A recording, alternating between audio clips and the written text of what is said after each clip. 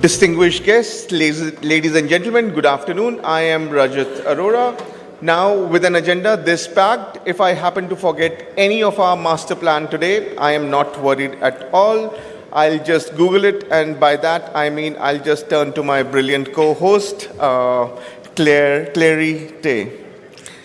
Thank you, Rajat. No pressure at all. Good afternoon, everyone. We are thrilled to be here representing Google. Welcome to Bharat AI Shakti Conclave. It is our immense privilege to welcome Shri Nara Lokesh, Honorable Minister for the Government of Andhra Pradesh, alongside our distinguished government leaders and industry partners as we mark this historic milestone. This morning's groundbreaking ceremony, graced by Honorable Chief Minister and the Honorable Union Minister for IT and Railways, Shri Ashwini Vaishnav ji, set a truly powerful precedent.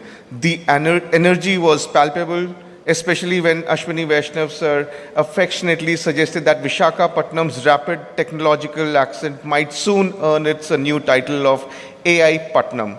While the official maps might not change today, that brilliant vision for perfectly captures the spirit of what we are building here. The vision shared this morning is not just the beginning of a physical infrastructure project, but a profound testament to our shared ambition for India's technological future.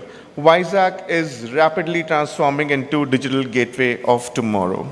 Absolutely, Rajat. With the groundbreaking successfully marking a new chapter, we reconvene this afternoon to celebrate this strategic partnership with the government and our esteemed industry partners as we continue to build this valued AI ecosystem.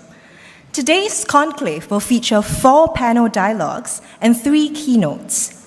Midway through, we will break for refreshments and conclude with a networking dinner at 6:30 p.m. this evening.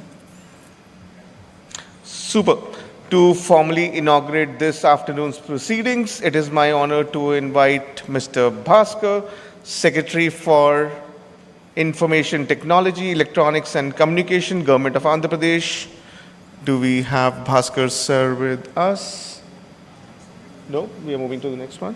Okay, no worries. As we explore the frontiers, the collaboration between global innovators and visionary leaders becoming immensely important. To share the vision of the American India Connect initiative, it is my pleasure to welcome Bikash, Vice President, Google Global Infrastructure, to the stage. Bikash, please.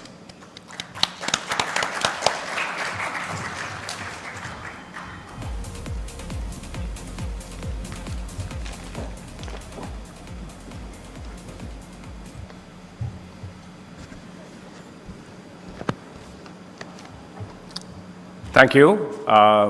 It's a real pleasure to be here with all of you today. Honorable IT Minister Sri Nara Lokesh, government officials, esteemed partners, Googlers, and many friends, many new ones that I met in my multiple trip to Andhra Pradesh over the last 15 months. We have a new home, and we are here to be a really great neighbor for all of you. It's a real pleasure to be back in this beautiful, beautiful city. Good afternoon and a warm welcome to the Bharat AI Shakti Conclave. What a very exciting morning today, where we had the groundbreaking of the Google India AI Hub. I truly believe it was an extraordinary moment for Google, I think for the state of Andhra Pradesh, for Vizag, and of course, India.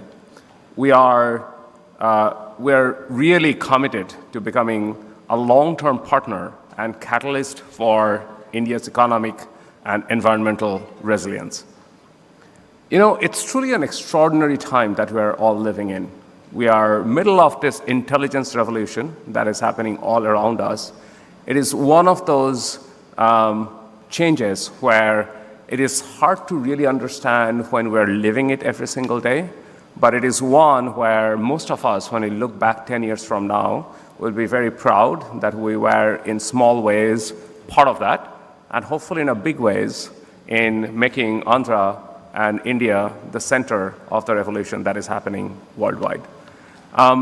Generative AI itself is not just the cutting edge of technology. It requires massive step function increase in our infrastructure requirements.